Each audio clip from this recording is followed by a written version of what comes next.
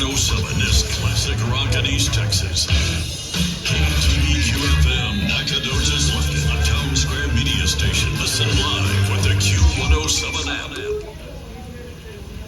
On the Lumberjack Sports Network from Learfield, live from Buffalo Wild Wings, this is the SFA Coaches Show, presented by Buffalo Wild Wings. Your chance to hear directly from SFA head coaches comes your way. Tonight's show is sponsored by Texas Farm Bureau Insurance, protecting Texans since 1952. Cadence Bank, proud sponsor of SFA Athletics, helping opportunity take shape. Bud Light, it's for the fans. Pilgrims Nacogdoches, proud sponsors of SFA Athletics. And Buffalo Wild Wings, proud presenting sponsor of the SFA Coaches Show. Here we go. And welcome in everybody here to Buffalo Wild Wings on a Monday night as we are back here at Buffalo Wild Wings since we have a home game this Saturday. We are here for the SFA Coaches Show. We got Colby Carthel with us. We'll have Debbie Humphreys with us a little bit later on to talk about the volleyball team, and also we'll visit with soccer here coming up as we head to the final 10 days of the month of October here. Hard to believe that it's already here, but Colby Carthel gets things started here 2-1 since we were here last. The last time we were here, we were talking about taking a big old log and making a trophy out of it, and you did that, and the battle for the chief, you're able to win that ball game convincingly over Northwestern State.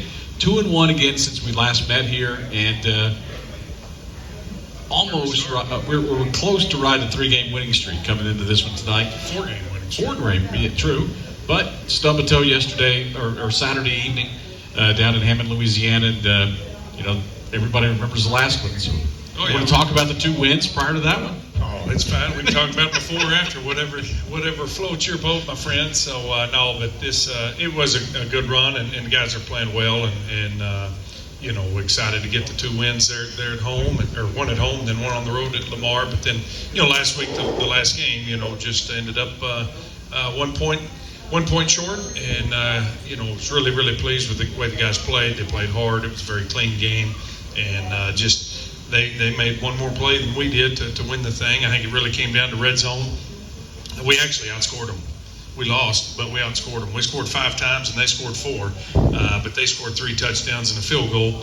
We scored 2 touchdowns and 3 field goals. So do the math on that. You end up a 24-23 on the wrong end of things. And heartbreaker for the kids. I felt for them. There's a lot of hurt in that locker room, but still a lot of resolve and a lot of football left, and it just reduces your margin of error to continue to play past Thanksgiving. So we got to regroup and get back in the win column this week. Yeah, 5 games left in this regular season here, and it starts, of course, Saturday at home against Houston Christian. You mentioned getting ready for the Huskies. That will be Saturday evening at 6 p.m., and that will wrap up a week's long worth of homecoming activities here on the SFA campus. And again, that game Saturday night at 6 o'clock, and the pregame will begin here at 5 o'clock here on the SFA Sports Network. But back to the Southeastern game, you talked about how close it was because the numbers, they were all just within it seemed like a yard or 2.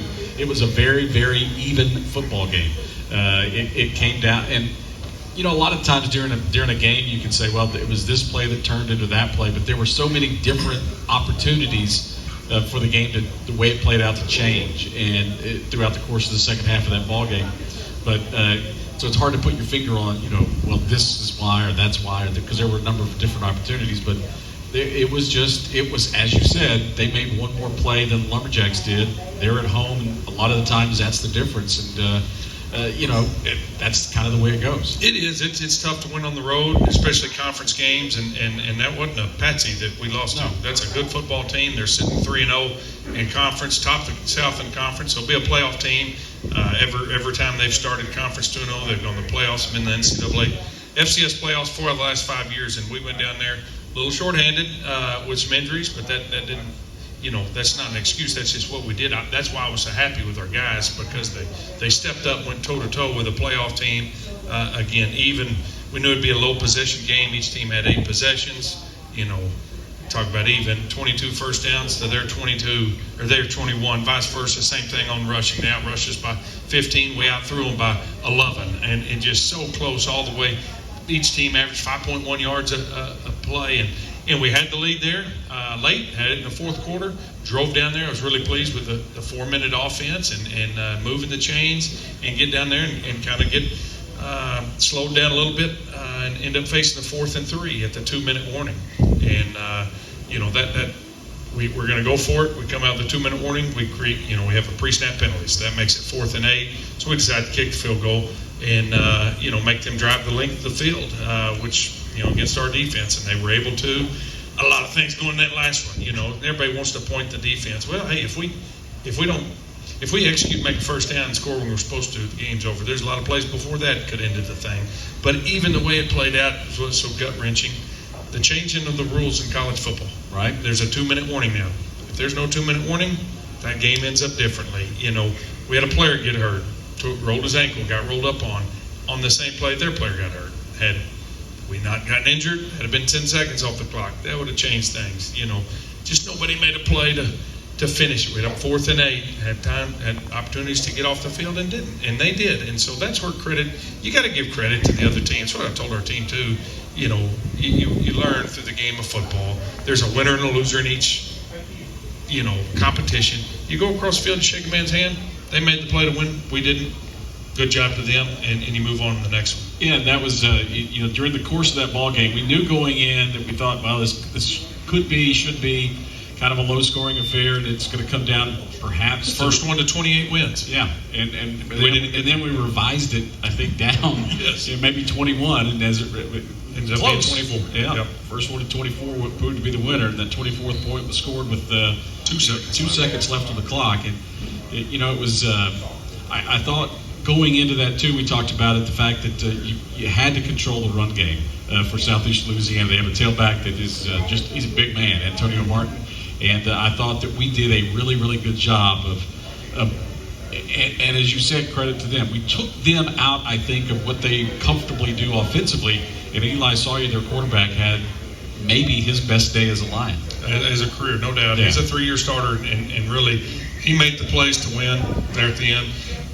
Was pleased with shutting down Mr. Martin. He was averaging 161 yards a game coming into that one over the last 3 games, and defense bottled him up right at 4 yards a carry. I think he had 82 yards or so. But, the Sawyer kid did make some great throws and good decisions. Some bad decisions. We had him wrapped up about a 12-yard sack there, and it would have been 3rd and forever, and he just throws it, but we got to get him to the ground. As that play unfolded, from where we're sitting up in the press box, you literally can't see him. We got like 3 guys draped all over him.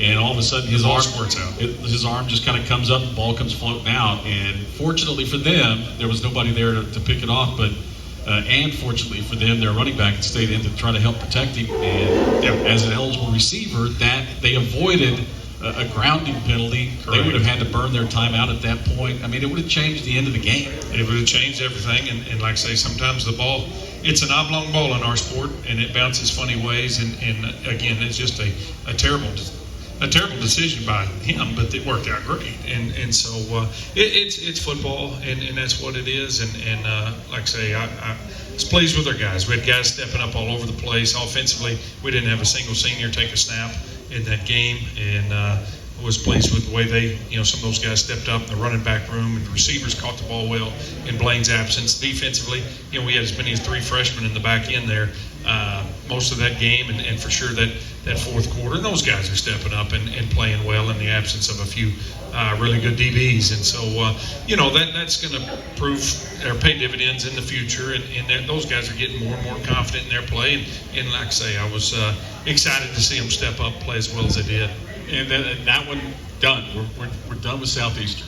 Oh, I'm sure people will still talk about it. I'm sure, yes. Yes. But this evening, we cease to beat that one. Yes. That carcass has been beaten enough. Yeah. So we'll leave that one. You got 5 left. Yes. 3 of them at home. It starts Saturday against Houston Christian, 6 p.m. And then we go on the road for back-to-back games once again at Nichols on the 2nd of November and at A&M Commerce on the 9th. Then you return home for a couple of games. Incarnate Word at home on November 16th, and Abilene Christian rounds things out on November 23rd. So 5 games remaining. And as you said, what has happened here now is the Lumberjacks kind of they've cut down their margin for error. While it's not, it's not a must that you run the table here, it would certainly help things if you were able to. Yeah, you bet. And while we're doing these radio shows now, it's just on home games, so we didn't get a chance to talk about the 2 big wins we had, at Lamar on the road, and then a big win there in the Battle of the Chief, and that's where our season puts up, sets up where we've still got a lot of life left, and it's a 12-game season this year. Looking across the FCS landscape, if you have 3 losses, you're going to be in the playoffs. If you have 4, it's going to be up to the committee. If you have 5, you're not going to make it. And so that's where we're sitting at 4-3 right now, and have the meat of our schedule left. The wins we have are on the road, win against the top 25 team, and then 2 21-point plus wins, which bodes well for that. Or 2 losses, or on the road against the playoff team on the last play of the game, shorthanded, and then at McNeese. So we've still got a good resume. We've got a good team. We've got to get better this week. We've got to find a way to beat Houston Christian. Take it one game at a time. And if you end up in the year with 3 or 4 losses, you're going to keep playing. And how was, I know it was a disappointing, probably a very quiet ride home, a long trip coming home Saturday night, but you met with them yesterday and an off day today, but they get back to work tomorrow. How's the general mood been? It was a quiet, solemn ride home. We had the game on, Texas and Georgia. Got that lined up and running, and that's the fine thing at church. Everybody was like, "Hey, aren't you glad you didn't get beat like Texas did?" And I'm like, "I don't know. Have you ever been on the end of a 1-point loss with 2 seconds left?" And when you do that, come back and ask me that question. But the guys were hurt and everything. But we got a good bunch of guys, and they're hungry, and they know what they've got. Ifs and buts were candy and nuts. We'd all have a Merry Christmas, and where we are right now, it's the same team. You're 2 plays away from being, oh, what bad luck you have, people say. You're 2 plays away from being 6-1. Yeah, we are, but we're 4-3. It's the same players. And so whether you're 6-1 or you're 4-3, you got to get better this week. You got to go out. You got a good opponent coming to town for homecoming, and everybody, oh, it's Houston Christian. Yeah, it is Houston Christian. The same team that rushed for 414 yards and beat the dog mess out of McNeese. They're a good football team. They're 3-2 against FCS competition, and we better be ready come Saturday. Yeah, probably more explosive offensively, Houston Christian coming in here than perhaps the last 2 teams we've seen, but we've done a good job against both of them in taking care of our business there. So at home, Huskies Saturday night, 6 p.m., and again it begins at 5 p.m. with a pregame. As a coach, you talked about it, you talked about finishing drives, finishing games. As a coach, I'm sure that you guys have chatted and talked. How do we start making those plays coming down the stretch? Yeah, and is that something that just comes with time? Yeah, it's the red zone stuff, and that's really where this game was lost, is in the red zone. We've been very, very efficient in the red zone. We're actually, knock on wood here, we're 100% in the red zone this year. Right. We've had like 28 drives and we've scored 28 times, which is incredible. But the problem is in this game, it was too many field goals, not enough touchdowns. And that's where things that we can work on in practice and do a little bit more red zone situations. We do in the game, in the half situations all the time, and that's just a matter of executing. And we talk about it. Everybody's going to look in the mirror, head coach on, down. I've beat myself up, called myself a coward. We're going for it on 4th and 3. We get a penalty, now it's 4th and 8. I decided to kick the field goal. 4 weeks prior at McNeese, we go for it on 4th and 6 because, it's the same scenario. 10-point to a 13-point lead does you not a lot of good. 3 to 6 doesn't either. It ended up hurting us in this case, but that was the decision we made, or I made, and we'll live with it. Yeah, and that was the one I think at that time it was because we talked about it during the timeout that happened prior to that, the 2-minute warning, I guess, or whatever it was, but kicking a field goal at that point when it was 4th and 3, kicking a field goal did you no good because a touchdown was still going to beat you. Yes. And if you go for it, you make the first down, you're going to run another minute and a half off the game clock. is over. They were out of timeouts. Yeah. Yep. So, and at 4th and 8, obviously, as you said this morning, you wish you could do it again. You try it, give it a shot, and who knows what happens. Because the other side of the coin, and we talked about this a bit today during your press conference, but when a team knows that it's got to go score a touchdown, they don't have that They call fallback. plays differently. They call plays. They act differently. Players play with some desperation.